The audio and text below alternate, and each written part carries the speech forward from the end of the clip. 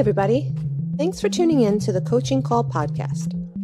On this podcast, we'll cover various types of coaching by trainers in sports, martial arts, fitness, and business.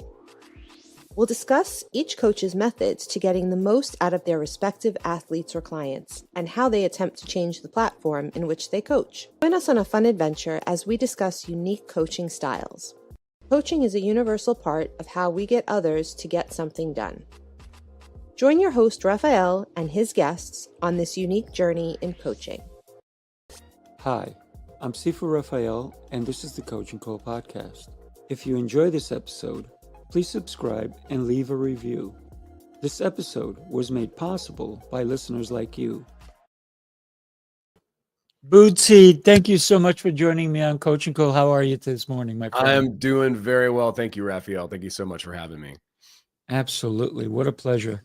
So we're going to get into who you are. How'd you get the name Bootsy and all this great stuff? Tell me where you were born. And would you say who influenced you before the age of 10, 12? Okay.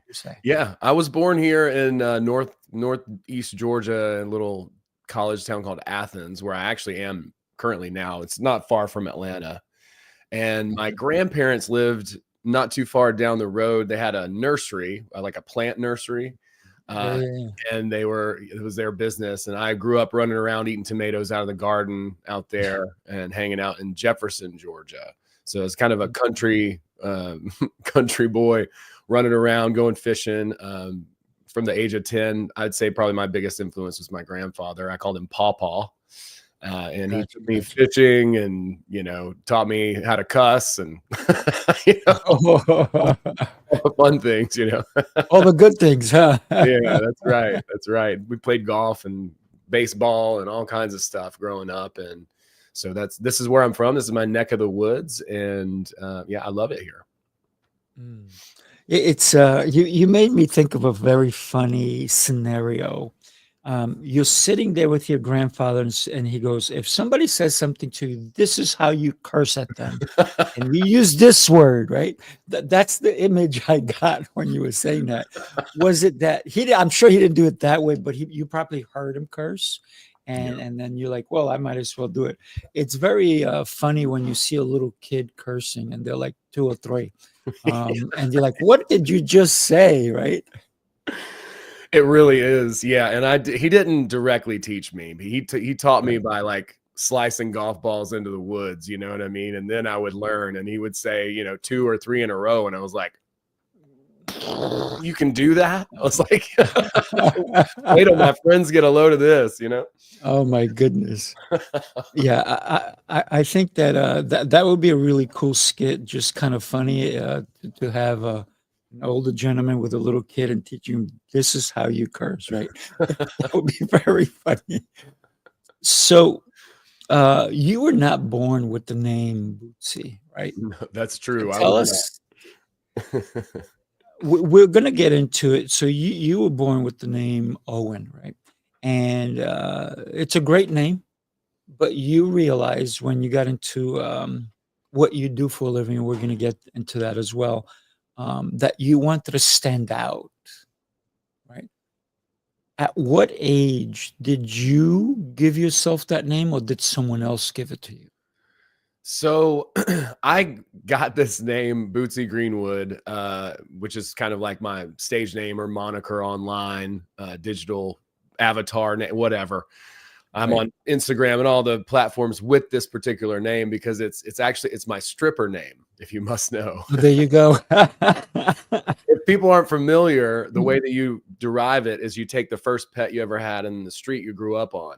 So we had a cat named Bootsy, and then Greenwood Drive is where I lived.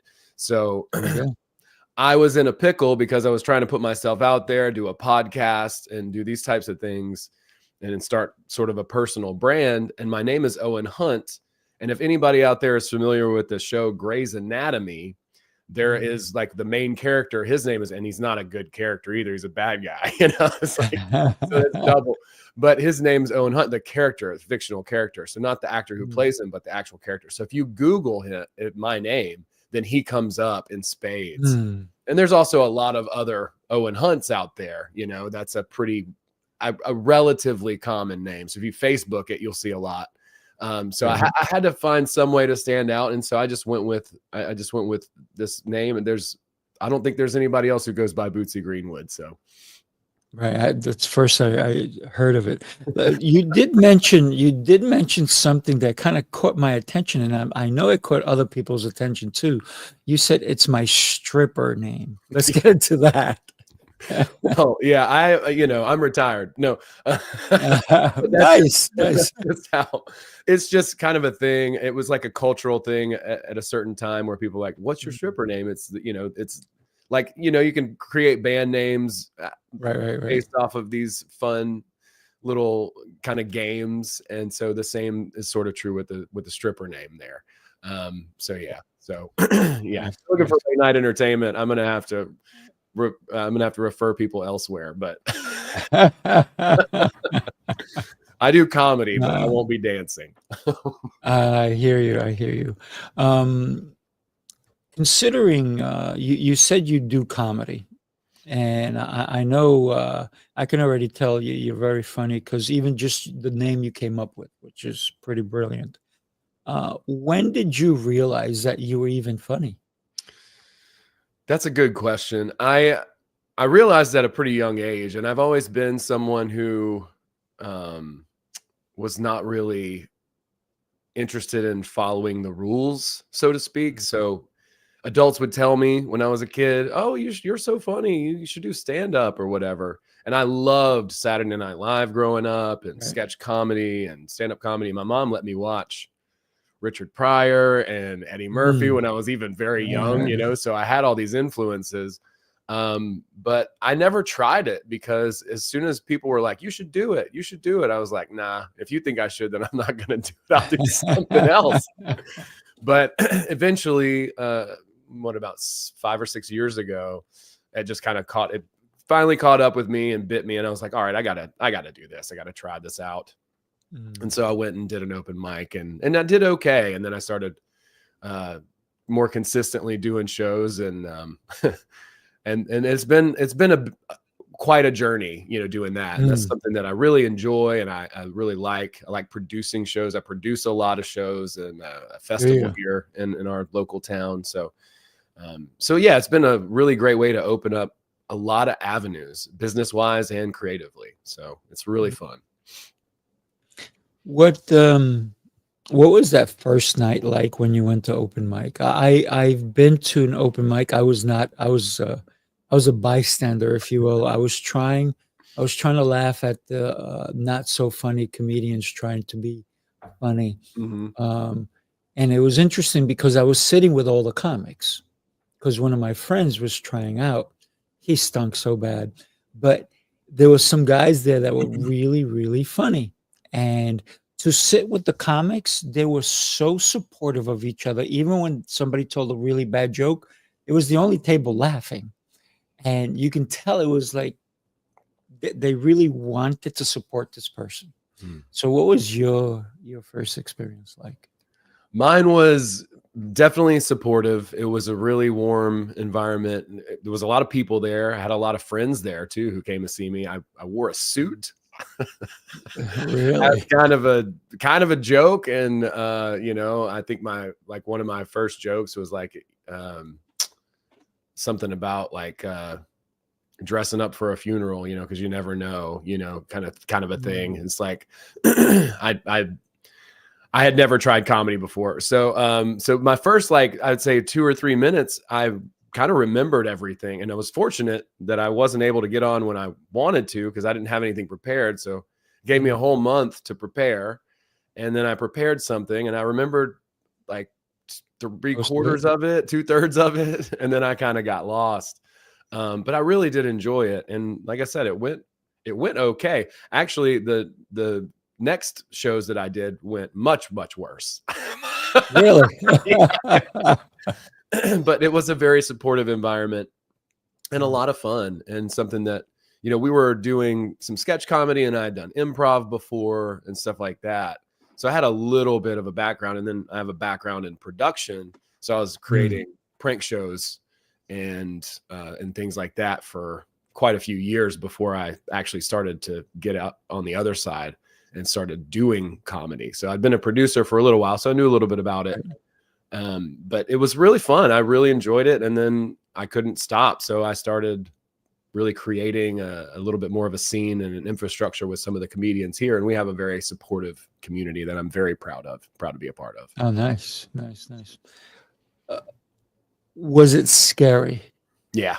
Oh yeah. It's very scary. Well, so I was a musician years and years ago. So like, I was like, oh, I got this thing licked. I've already been a lead singer. I've been a bass player. I know how to be on stage. I've got good presence. But when you go up there and there's no one else on stage with you, there's no instrument to hide behind. Right. So like all of a sudden it's just you and a microphone. And then not only that, but people are like, all right, buddy, you said you were funny. What do you got? And they are a brick wall. They're not giving you anything. And you could contrast that with improv. Cause like, I think in improv, people are like, are they going to be funny? You know? So there's this kind of like a little bit of a buffer there where they're kind of giving you some grace, but as a stand-up, you get none of that. They're like, all right, but what you got? You better make me laugh. I didn't pay at all for this show, so you better be funny. You know, you're like, what's up, dude? How about a little love? You know, it's even worse if you paid for it and they're not funny. Right? Oh yeah, it is funny. Yeah, that's true. I find that people are more invested in the show if they pay, but you're not wrong at all. Yeah. While you're doing this comedy thing, what was your work life like? Were you working during the day, just going at night and trying out comedy clubs and so forth? Yeah, I still am working during the day. You know, like somebody made a joke. Comedians are entrepreneurial. We're self-starters. We kind of have to do everything ourselves. You know, my experience being in a band is kind of before the social media movement started. So I assume things have changed a lot in music, but still you had managers, you had venues, people promoting, all that kind of stuff. Whereas in comedy, it's like you have to take control of your destiny. You have to be very much an entrepreneur. So it's really a lot of skills wrapped up. And I'm fortunate to have some of the business skills that I've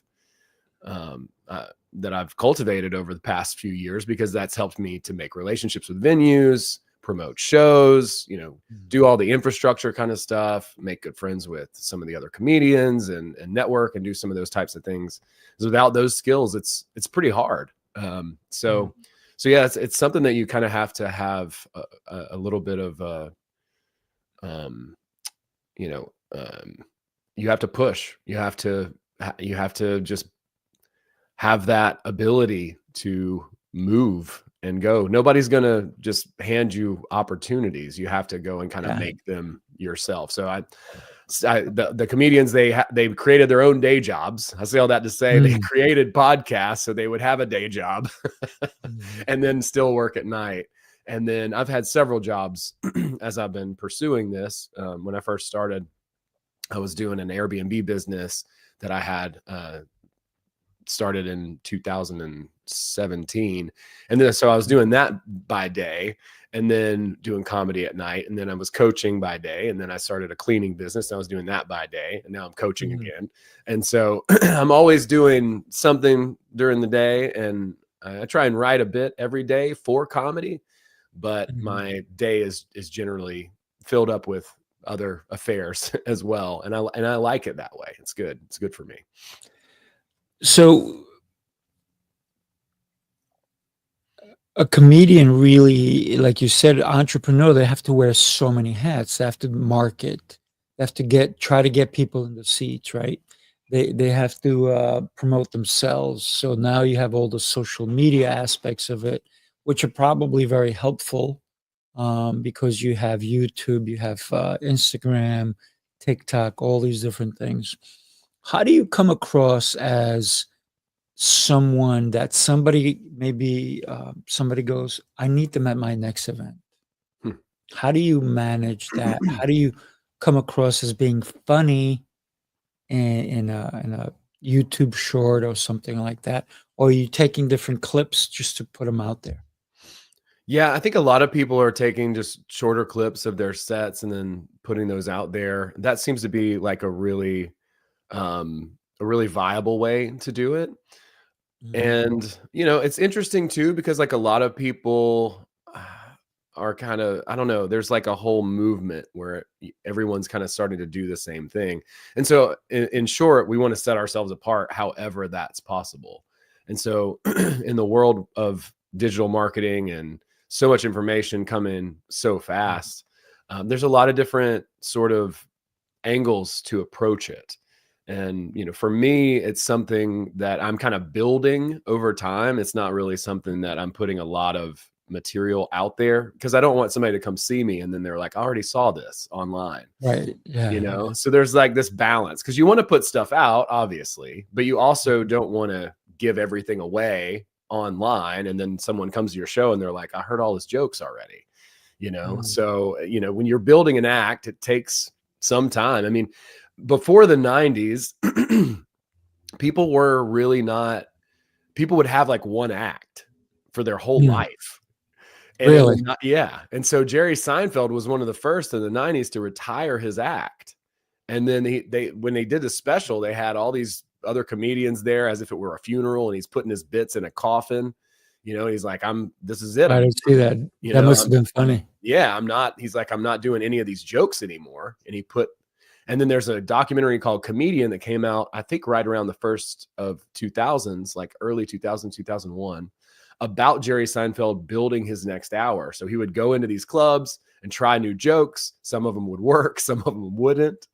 But over time, people like Louis C.K., Bill Burr, Chris Rock, like they became so prolific as writers that they started putting out like a special every year or every 2 Mhm. years, which was previously unheard of because, Right. back in the day, you would just have your hour and then you would just keep that hour for the rest of your career. Oh my goodness. So it's changed a lot in the last 15 or 20 years. But I think that's a good thing overall. It keeps people fresh. And also, I think people see comedians differently now where it's not so one dimensional. It's like Mhm. you can be a radio host and a comedian, or you can be a coach and a producer and a comedian as well. It's kind of another offer, right? It's like, okay, well, I'm doing this thing. And then also, if you guys want to come goof around, I'm doing this thing at night. We can kick it and tell some jokes or whatever. And it's like, come see me, come buy a ticket, whatever. Let's have some fun. So I think previously people were perceived as whatever it was that they were. Like, you're an actor, or you're a guitar player, or you're Mm. in so one dimensional, or you're a comedian. And so you always have to be this one thing. But I think that the way that we interact now as society and with social media, it's like it's possible to be many things in your personal brand. Like Joe Rogan, for instance, is a great example. Like if I said, hey, do you know a podcaster that loves talking about aliens and DMT and eats elk and also does comedy? And you'd be like, I know exactly who that person is. Yeah, That's Joe exactly. Rogan. And so we all each have that option, I think, to build out our personal brand, to put out into the world what we're interested in and sort of attract those people. And then with it being a personal brand, we can always pivot and sort of rebrand that, which, if you watch George Carlin's documentary, what an Mhm. amazing person. He had to kind of rebrand his comedy. He had to rebrand himself 3 times during his career. Mm. So pretty amazing and interesting. There's a lot that I didn't expect to learn when I got into comedy. But I have really enjoyed getting into it and learning so much about myself and other people. Your friend Zypher says Swiss Army knife mode. I like that. You should know something about that. Yeah, absolutely. It's interesting when you said earlier that sometimes you write comedy. How hard is writing comedy? So I've probably said this before, but if you want to attain enlightenment, sit down at your desk for 30 minutes and try to write a joke with a piece of paper Mm. and a pen. Mm. It's maddening, because you're going to sit down in logic mode and try and draft or write a joke, which sometimes you can, but let's be real. most of the funniest things happen when we're being just completely silly, goofy, off the wall. Right. So there's a lot of different approaches and ideas when it comes to this stuff.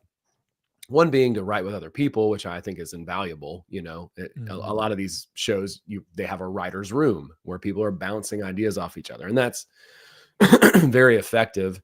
The stand-ups, we generally write our own material, so it's a little bit more isolating. You're driving a lot, that kind of stuff.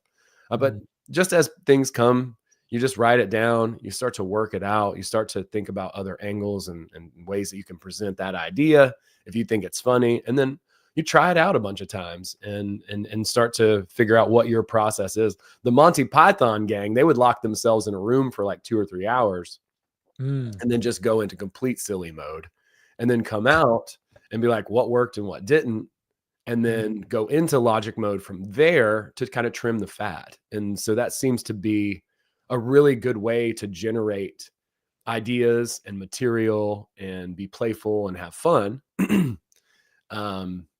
You know, but there's so many processes. I mean, you could see my bookshelf and all the comedy books. I talked to a friend of mine. He was like, "Are you reading comedy books?" I was like, "Yeah." He was like, "Stop." Stop doing that. Because, you know, I think to a certain point, we want to see and kind of cheat off of other people's work, but we don't want to be derivative of another comedian. Yeah, that makes sense. Yeah. And so you kind of have to establish your own process. But, you know, there's a lot of different tips, tricks, and techniques for writing jokes. And a lot of those will just lead to kind of sounding like a late night talk show host type of joke, which is fine. Nothing wrong with that. But that's just kind of like, and that's where a lot of people start anyway, right? Like 1 and 2 liners and stuff like that. As we start to develop our own voice, which I mean, I'm still developing that, you know, in comedy. You know, there are other things that I'm a little bit further down the road at, but you know, the book Mastery by George Martin, this is like it's 10,000 hours to master something. That's quite a bit of time. You know, that's like 10 years, 40 hours a week. Right. And I find that to be pretty accurate. You know, I've got a couple of friends now who I've seen just absolutely just turn the corner and just become so good. And I'm like so proud of them, you know, and you kind of wonder when you're in the dip, you know, Seth Godin's book, he wrote The Dip. When you're in the dip, you're like, is this worth it? Am I doing this right? Why am I doing this? All these a lot of questions, right? But then you see other people figure it out and find their sea legs, and you're like, okay, it can be done. I see it can be done. So at least there's some evidence to keep you motivated when you're doing some of these things. But yeah, I mean, it's a very expansive thing, and it's great for public speaking. You know, it's great for being in the moment. It's great for self-awareness, and also it's helped me a lot because I think if I wasn't doing comedy, I would be ironically less honest with myself. Really? Yeah. Huh. Yeah, because like the spiritual stuff will get you into this sort of almost toxic positivity where everything's good and it's okay and it's fine. Right, You know, we're light workers or whatever. And, you know, I think all that is good. I think it's good to be optimistic. But as I get further and further into self-help, I find people like Trevor Mawad, who is a health coach or a mental coach for a lot of football teams, Alabama football team and Georgia football team. Michael Jordan's coach who wrote the book Good to Great. And you start to learn that mindset, how important mindset is, but that sort of like unrealistic, airy-fairy expectations aren't actually helpful.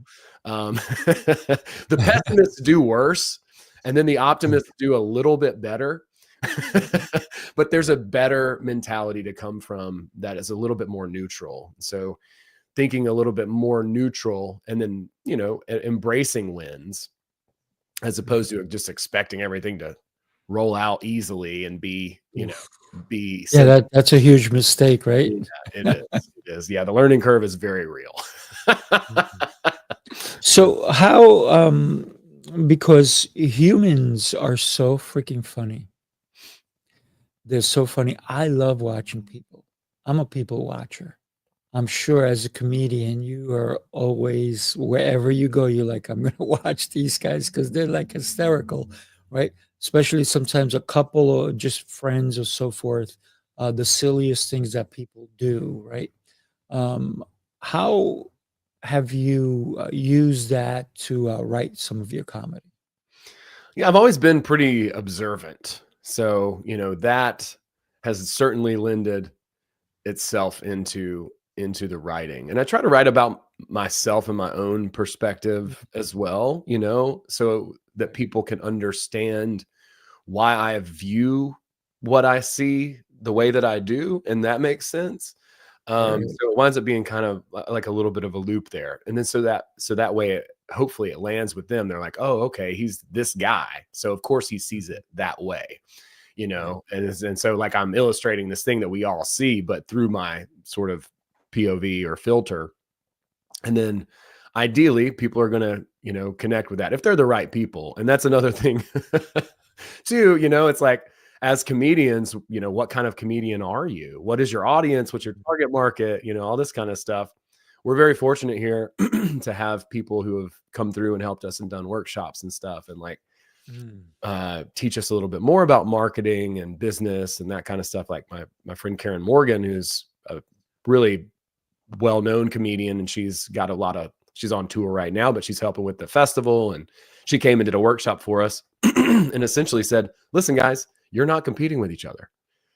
Get that out of your head. Like so-and-so might get a spot over you at the Jamba Juice on Tuesday, right? Like, but your, demographic and the people that you make comedy for is going to be different than the demographic that you make comedy for. You need to pick, your target audience is probably going to be within a few years of your age. They're going to have similarities and characteristics to you. Think about those things, and think about those things as you're writing, as opposed to trying to make everyone laugh. I mean, you want to make everyone laugh, but also you want to be really focused and niche down on the people that connect and resonate with you, which is, I think, another benefit of the society that we live in, right? Like if I got a group of people who follow me on social media to come and watch me do stand-up, I think they're going to have an amazing time. Whereas like a normie off the street comes and see me do stand-up, they may not engage as much or have as much in common with me as someone who is familiar with who I am as a person, and what I'm putting out there. I'm wondering how if comedians even say, I need a captive audience. I know, a nursing home. Yeah, there's nursing home shows. There sure are. And they pay. I mean, Yeah. So yeah, absolutely. There's a guy here in town, Big Al. He does a bunch of nursing home shows, and it's awesome. I mean, I've never done one of those. He's asked me to do a couple, and I've just been busy. But they're early in the day too. But several, because otherwise they're sleeping. That's right. You got to get in the nursing home by 4 p.m. But you can do like 6 mics in a day. I started watching that show Landman, right? And if you've seen it or if you haven't seen it, the ex-wife who becomes the wife again decides that she's going to do some good things. So she goes to a nursing home and decides to take these old people to a strip joint, which I think is hysterical because when they all leave the strip joint, they're back on the bus. They're all sleeping, right? Because they're exhausted. I thought that was pretty funny. They've all got broken hips from those lap dances too, That's it. It's a very interesting show. One of the things that like even Big Bang Theory, right? What is really fascinating is when they hit the punchlines and it's like perfect, and they don't make a face or anything like that because it's supposed to be straight up kind of humor that we get it, but they're being serious, right? Mm-hmm. How does that have you done stuff like that nature? And you talked about improv before. Yep. Yeah, I would say improv falls into that. There's kind of 3 different categories of performance that I've experienced that I would kind of classify comedy, and improv being one of those where there's definitely a fourth wall. The improvisers on stage, they don't know that you're there laughing at them, right? Like they don't. Right. And then there's clown, which sounds like somebody painting it's not somebody painting their face, but European clown is a traditional kind of presentation of comedy, which is kind of like sketch comedy, but it's interactive. So there's no fourth wall, or the fourth wall is broken. So the clown comes out and you've got some bits that you do, you've got some things but you're playing to the audience. So you're directly engaging with the audience. And if something's funny, then you just double down on that and you play with the audience. And then you've got stand up, which obviously, you're talking directly to the audience. So there's no fourth wall there. So there's, and then sketches also, there's a fourth wall that's not broken. So you're just pretending like the audience isn't there. So those are kind of the main ways to do it. And obviously, you can break some rules here or there if it's fitting, but generally those are the approaches. And I think that's maybe what makes stand up so hard, is like, and the audience knows, like you're face to face, like you're kind of facing off with them. And so it's a little bit different with the clown thing. You can really play with the audience and just tease them, and if you find something that is funny, which they come out and they have a set of beats, they kind of know where they're going to go. But during that time, there's this kind of open space where you can really engage and have fun and just play with the audience. It's really, more like play than any of the other forms of comedy, but they're all useful too. And they all kind of help you understand yourself in context, connect with the crowd, connect with the audience, feel the energy of the moment, and just play with that, which is really cool. I think we need to play more. The fact that those Monty I agree. guys would just lock themselves in a room and God knows what would happen in there. And then come out and be like, okay, what was funny, what wasn't? I love that approach. And just that's pretty cool. Yeah, it's a practice in vulnerability. When one of the things that I've noticed is that you can tell me if I'm right or wrong on this one, but I think comedians think about a joke and probably practice that particular joke thousands of times, because maybe a word needs to be taken out, replaced with another word. So wordsmithing is so critical to a joke, right?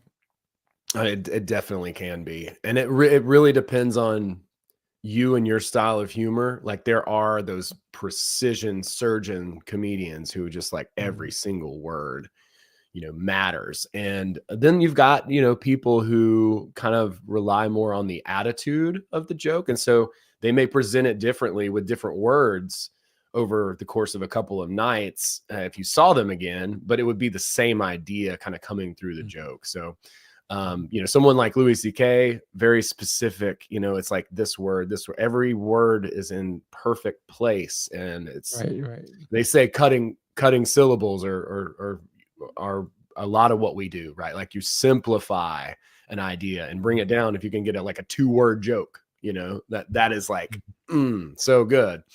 And then you got somebody like Bill Burr, who's really, it's his attitude that kind of carries his act. And so he may kind of circle around the joke and do it in a different manner from night to night. The idea being the same, but he might twist it up, and it might have like a little bit different presentation. The delivery might be a little different. The setup might be a little bit different. And the words that he uses might not be quite so precise. So right. It kind of depends. And then you've got the crowd work comedians too, who are just like, they're playing in the moment. Like they're just playing off of whatever people are saying, or sometimes they have stuff pre-written too. Like you'll be in the crowd, you'll be like, what do you do for a living? And the guy will be like, I'm a server. He'll be like, a lawyer. And then they just launch into the joke, So yeah, the words are very important. I'll say this too. You'll hear this as a kind of a counter argument that like 85 to 90% of our communication is nonverbal. So there is an element of that too in the presentation. So the words are very important for sure in comedy and public speaking. But if I present something and deliver it with no emotion versus high emotionality, it's huge. It's a big difference. Yep. Yeah. I'm thinking of the silent movies, right? Charlie Chaplin, who came out with all the body mechanics, if you will, the way to make people laugh, the facial expressions, and then we go all the way to Jerry. Which Jerry am I thinking about? Jerry, Who did MD muscular dystrophy? Jerry. Jerry Lewis. Yes, thank you. I was gonna guess almost that said or Jer- Seinfeld. I was gonna say Jerry Seinfeld, but I'm like, no, yeah, he did more like Jerry Lewis for sure. And then you have Kramer and you know in that show, who was hysterical. The way he just walked in with his hair all puffed up, it was hysterical because it's the entrance, right? It's people just laughed every time the guy walked into the room, It's true. right? Mhm. Or even Taxi, right? If you remember the guy with the hair too, so funny. Andy Kaufman. Yeah, such incredible body mechanics that certain people just have, how they portray a joke, right? Yeah, it's amazing. Yeah. When you do your comedy, how much of your physicality is involved? Well, that's a good question. I haven't thought about it that much. I try and just allow my body to do what it naturally does. So I have a lot of gesturing. I am very expressive. And then I make, some facial expressions and stuff. But as opposed to watching myself in the mirror and like being so particular about it, I try and just feel the emotions, and then my body naturally should do whatever that gesture is. And so that it's less contrived, I guess, and just more natural. So, yeah, I sometimes there's some awkwardness, sometimes there's some exuberance, excitement, and then, yeah, you can always double down on the tension when that happens by acknowledging it. But I try and just let those things kind of come out as naturally as possible. When I first started, I was like, well, I've got to get everything, blah, blah, blah, blah, blah. And then now I fly a little looser. I just, I don't know that it'll always be that way either, because we're always developing and iterating our style and learning more and experiencing more. But, sometimes some aspects just aren't coming. And it's crazy. There's several different skills that are involved. It's like, I thought it was one skill, but it's like, if you were going to learn tennis, you got to learn an overhand serve. You got to learn a backhand, all these things. And then comedy's no different. You've got to learn, how to be comfortable on stage, have good stage presence, how to speak well. You got to project your voice. You got to, be a good writer. You've got to do the stuff with your body if that's part of your act. I mean, some people just stand there and they just tell the joke. Other people are like Sam Kinison. It's like, No, right, very so loud funny. and very expressive. So it really it's a lot of different things to play with when you kind of get in there. My third year, I was like trying all kinds of weird stuff just because I didn't know what would land and who I was. Still, I'm, like I said, still developing, but it's fun. What I guess you're not no longer wearing that suit, right? I don't wear the suit anymore. No. Nope. It was a one-time deal. Well, no, I tried it a few times and I thought it was really funny, to go to an open mic all dressed up, but it's not like a persona or like a character that I really was like playing or anything. I just wanted to mess around and try different things. It was really about that. And like, it's not that I wouldn't wear a suit if the show was, if it was appropriate to wear a suit, but if I'm going into some, dingy bar, brewery or something, and I walk in there with a suit, Wearing a suit, yeah, that might be funny by itself. Exactly. That's kind of what I thought at the time. I mean, Steve Martin says you should always look better than they do, but most of the places that you do comedy, it's not hard to do that. Just wear a shirt. We're in Georgia, dude. You know what I mean? I hear you.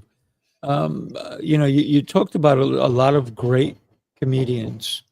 When you consider, and you talked about, you have all these books and your friend said, stop looking at the books, be more you, right? I think that's such an important aspect, because then you'll never be known as you if you're portraying other people. You also talked about the production aspect of it. What excites you more, getting up on stage or the production aspect, the behind the scenes? It just depends on the show. If it's a new show, then I'm more excited to be behind the scenes. But, I am working to perform as much as is humanly possible, and then also take some breaks, to kind of rearrange things creatively, work on writing, those types of things. So being able to be a producer and be like, okay, cool, I'm just not going to perform this show. I'm just going to work on producing the show, the coordinating of the event. Sometimes it's nice because you don't have that added pressure. It's like a lot of those shows, it's like you host, you run the door, you book all the comedians, you make the flyers, you connect with the venue, blah, blah, blah, blah, blah, all that. And you still have to perform. So sometimes it's really hard to juggle. That's a lot of pressure, right? It's a lot of switching, because you're like, you're switching from this very logical run of showrunner position to, okay, be funny, right? Like just like that. And so you got to go kind of back and forth between those two parts of your brain. And so that can be kind of tricky, but I think also it's good for you, push your boundaries, stretch yourself, but yeah, I like both a lot. And I've got a knack certainly for the production stuff and a lot of experience in that. Like when I was doing prank shows, I mean, I've got skills that are pretty bizarre because like it was like a lot of challenges, a lot of things to be creative and problem solve and logistics that were very specific. Because like on a prank show, the people getting pranked obviously can't know that they're being pranked. Right. So you've got all these hoops to jump through. It's not your typical event where you're like, hey, here's an event. You're going to come here and do this thing and blah, blah, blah. And it's all laid out. You've got to be like, hey, so we need some brand ambassadors for this hot dog company, or whatever. And then you get people out under this guise or ruse. And then if they can't see like a wire, they can't see like, you know what I mean? If there's a tip off, if there's a production van or a camera or someone who looks like got gloves clipped to their belt buckle, you know what I mean? Any of those things are a clear tip off. So you've got to figure out how to make sure that people don't catch on. So that gave me a lot of skills as far as the production side of things and made me really confident to go out and create events. So I love that part. I think the creative problem solving part of it is probably my favorite. Nice. So when it comes down to it, especially if there's a team, I love working with other people too. So that's another part of it. So yeah, that's pretty cool. That's pretty cool. When you talked earlier, you talked about you did different day jobs. You did coaching, then you do night stuff, and then you kind of stopped that, but then you came back to it. So now you're coaching again. And Cypher here says that he remembers your coaching call fondly. Talk to us about the coaching and the type of coaching that you actually do. Yeah. Well, I'm really passionate about coaching. I'm really passionate about particularly purpose, people finding goals, finding their reason why, really finding what it is that they feel like they're here to do, what they're here to give the world. I want people to exemplify themselves authentically and express that and basically give what their talents and abilities lend themselves to the world in a win-win scenario, a win-win, win-win-win, right? Like everyone should benefit and the world should benefit as well when we really show up as ourselves, when we show up authentically and give our gifts, so people benefit and so the world gets better. So that's my main focus, is helping people find goals and to help them get on the path to their goal. For me, I found a book that really tied the room together quite a few years ago called Reality Transurfing. And it's a bizarre name of a book, interesting and super mysterious and stuff. But it was written by a Russian quantum physicist.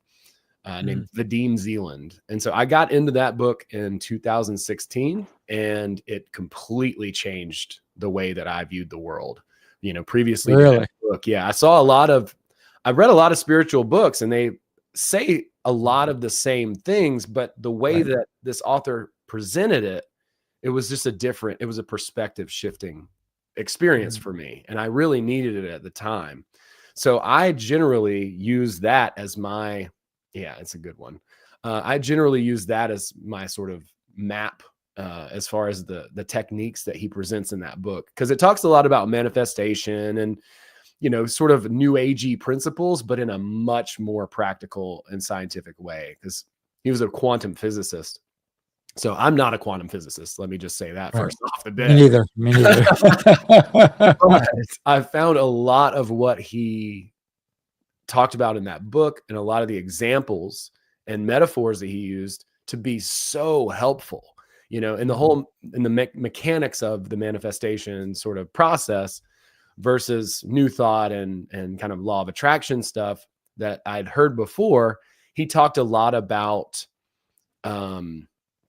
particularly how things can go negative. Why is it that it's so hard to get the things we really, really want? And why is it so easy to get the things we don't want? Why is it that the things that you don't want always come to you in spades, that they're just so easy to accumulate? And so he talks about that, and he uses the example of importance. In Buddhism, they call it detachment, but I think importance is maybe a better word, because it's like detachment seems so inhumane. Like you're leaving everything. Right. It's like there's nothing there. You're just like the separate thing. Whereas it's like with importance, it's like I can reduce it. I can limit how much I'm emotionally invested in this thing, but I still want it. You know what I mean? Like, let's be real. And so the whole idea of the book is aligning heart and mind, which we're two parts as human beings. We're soul, or subconscious and conscious mind. And those two elements, I didn't know previously, could actually be in working together in unison, in harmony with one another. And so that's where charm comes from, where attractiveness comes from, radiance, really authenticity, and all those things that are very attractive and that kind of, allow us to set ourselves apart and be the individuals that we are, as opposed to trying to be what other people think we should be, our biological drives, our egoic ideas and needs. We kind of can learn to start to break away from those, as he talks about one of the ideas in the book called pendulums, where he's talking about basically collective energy structures, and we can kind of externalize some of the ideas, thoughts, habits, addictions, etc., that we feel like are internal, and see kind of how those energies themselves are drawing us in and keeping us from really being our individual selves, our most authentic.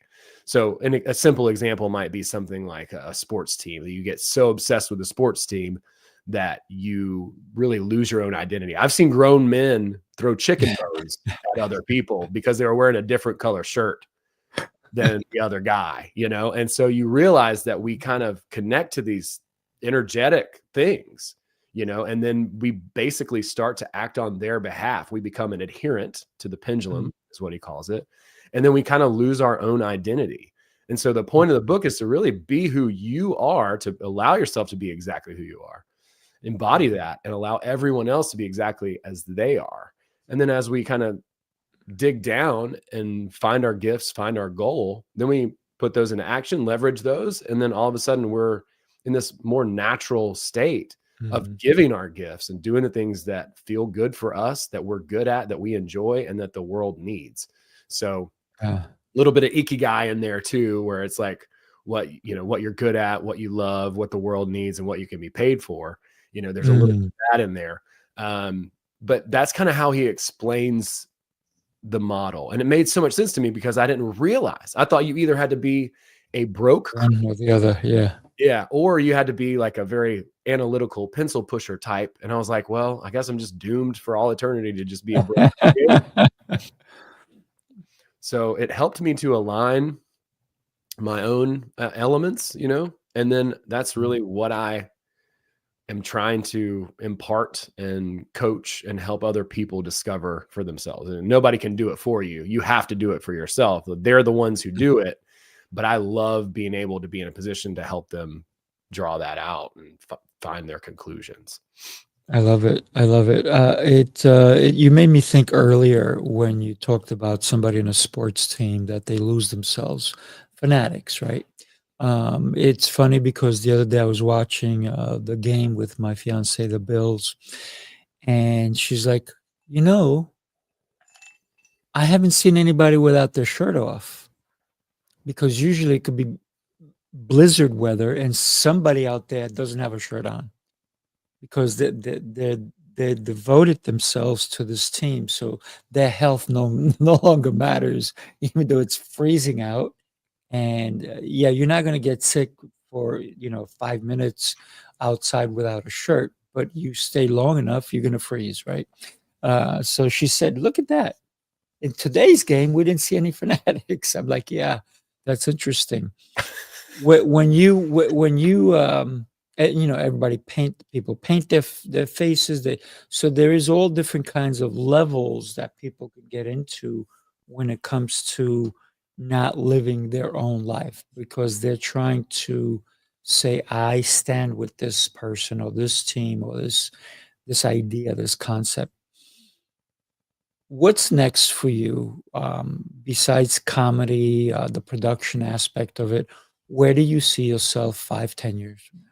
Yeah, that's such an interesting question. I was thinking about that the other day, and I talked to a friend of mine, and he was like, "Are you serious?" He's like, "Can you really imagine? Can you really even guess where you're going to be in 5 years?" And I have some ideas, right? But Yeah. golly, if you would have asked me 2 years before I did stand-up comedy if I was ever going to do that, I would have been like, "No, man, people told me I should do that, and I would never do that," right? Like, and then 2 years Right. later, I'm like, "Oh, I want to try You're this." in it. So as I continue to develop, I love what I'm doing. I love what I'm working on, and I see continuing to work in this industry and coach and do some of the things that I'm doing here, and then just expanding from there into some other modalities. I've really accumulated quite a bit of tools that I am excited to share. Like the model is kind of, like I said, it's sort of my bread and butter. But when you crack into it, there are definitely some sticking points and some things that, like, he's like, "Oh, drop importance or limit importance." And you're like, "Okay, well, how do I do that, bro?" So like, these are the types of things that I've been exploring on my own, right? Like, allow yourself to have is one of the things that it talks about in the book, right? But how do you actually set that up, right? Like, how do you eliminate self-sabotage and actually allow yourself to have? And how do you go after something without getting in your own way, and et cetera, right? So there are quite a few things. And I think all of these models, they're really communicating the same things in different words. And we're doing our best. But I see myself expanding into that realm. I've written a couple books, and Nice. more like summary type of books and stuff, and like reintroducing some older concepts. Maybe I'll do my own, maybe I'll start, kind of having my own bent on some things and creating that. And then also, just making like stuff that I think is really cool, like making, some sketches that I think are fun, maybe some books that I think are cool, some revision type of stuff, and then also creating some original works as well. So, I mean, that's kind of where I see myself. I don't have when I set goals, I don't really use a metric like an external outcome as much as is humanly possible. I try and focus on the process of that goal and focus on doing what that is. So for me, as far as like being a comedian, right? Like, my goal is to be good. Like, if I'm at the Rib Shack or if I'm at the Comedy Store, it doesn't matter. As long as I feel, like I'm doing a good job and I'm enjoying it and it's fun and people are laughing, then success, and then the same with coaching. Right now I've got a school group that's doing really well. I'm really proud of that. I'm building a community there, and I've built communities on all these different platforms, but I think that I finally have found one that I think works really well for what I'm trying to do. It's engaging the school platform and community there. So I've got that open right now, and that's something that I'm working on. And what's cool about it is that I know that I'm going to discover things and have opportunities that I can't even conceive of. The book, he talks about the idea of outer intention, which is a little bit different than inner intention, which is like me. Outer intention is more like this win-win idea. And so when we start to open up to allow ourselves to have and receive and connect with people who might be in our community, all of a sudden opportunities come up that we never really conceived of. I didn't think I would be an owner of a comedy festival. I never thought that would happen. Right. But like, because I pursued what I was passionate about and interested in, then that opportunity presented itself as something that was a door. It wasn't something that I was like, I'm going to do this thing. Right. It just not on my came to you, right? Right. So, but because I was in the position that I was and creating the infrastructure that I did and producing these events, well, then all of a sudden people approached me and said, hey, what about doing a comedy festival? And I was like, I mean, I'd be open to it. What's up? So we start talking about it, and then I start talking to, other people. And then, before too long, we've got a team and we're doing it. So nice. Things come up that you can't know to expect. It's like, I got offered to go on cruise ships and do comedy, like on the Impractical Jokers cruise ships and Kiss Cruise and all this stuff. I had no idea that was even a possibility, but I just haphazardly sent my friend a silly message one day on an app called Marco Polo. I don't even think it's still around, and sent him a silly video. And then he was like, hey dude, do you want to come on the Caribbean and be on cruise ships and work on? And I was like, yeah. Right. I would have never known that to be an opportunity. So, you get to vacation and work. It was so fun. Yeah. What a great deal. Great company. Yeah. I had an amazing time doing that. It was really great experience for me, and to be able to see that whole world. So yeah, I say all that to say, I'm going to keep down the path that I'm on. I feel like I'm on the right path for me. And then as things pop up, opportunities, then I'll hopefully judiciously decide what to pursue and what not to. It's very interesting. This morning I did a show called Opportunities Ahead. And just because it's an opportunity doesn't mean you have to take it, right? Some are good, some are great, some are like, get away from me. I'm not going there. You also talked about podcasting. Do you have a show? I do. I have a podcast called Blue Collar Mystics. I really enjoy connecting with people and talking to them about spirituality in the most practical way. That's really what my niche is. I'm here from Georgia. I was born here in Northeast Georgia, but I grew up in West Georgia. It's a very country spot as well. And so the way that I grew up was just like around a lot of blue collar people. So for me, being able to describe this stuff in a simple way is needed, helpful, and fun. Like, I like to take like some crazy esoteric concepts and be like, look, dude, this is all this means, like, this isn't a threat to you. It's actually a way that reality works. This is a natural law. That's what we're studying here when it comes to spirituality, is how the world works, what reality is. And so, not being a quantum physicist, I can still recognize patterns. I love it.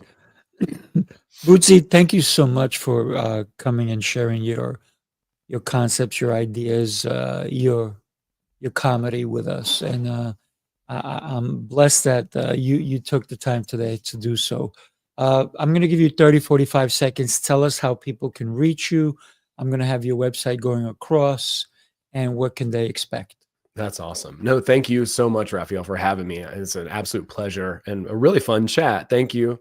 Yeah, people can find me all over the place at bootsygreenwood.com or Bootsy Greenwood on Instagram, Facebook, LinkedIn. I'm on all the platforms under that moniker. And then my podcast is Blue Collar Mystics. I also have a school group that you can check out is the Transurfing School.